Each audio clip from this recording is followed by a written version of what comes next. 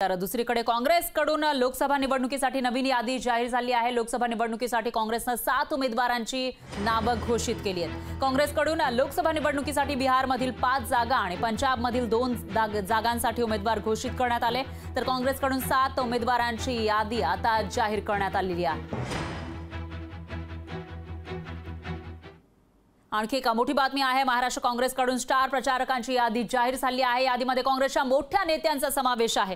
राहुल गांधी, मल्लिकार्जुन खरगे, नाना पटोले यांच्यासह 40 जणांचा यामध्ये समावेश आहे। तर महाराष्ट्रामध्ये जे प्रचार करणार आहेत अशा महाराष्ट्र काँग्रेसकडून स्टार प्रचारकांची यादी जाहीर करण्यात आली आहे। यादीमध्ये काँग्रेसच्या मोठ्या नेत्यांचा समावेश आहे। त्यामध्ये राहुल गांधी, त्याचबरोबर काँग्रेसचे राष्ट्रीय अध्यक्ष मल्लिकार्जुन खरगे आणि काँग्रेसचे महाराष्ट्रातील प्रदेशाध्यक्ष नाना पटोले यांच्यासह 40 जणांचा समावेश आहे।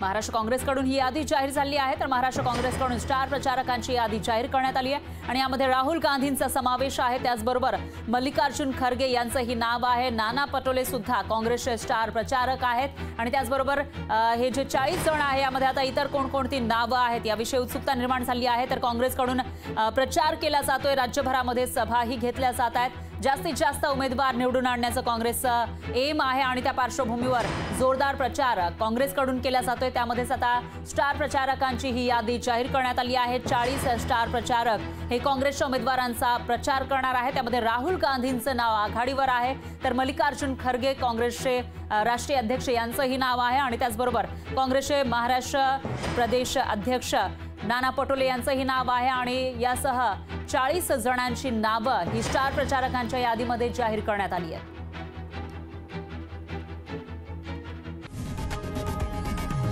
लोकशाही मराठी ऐका, पहा, जागरूक रहा।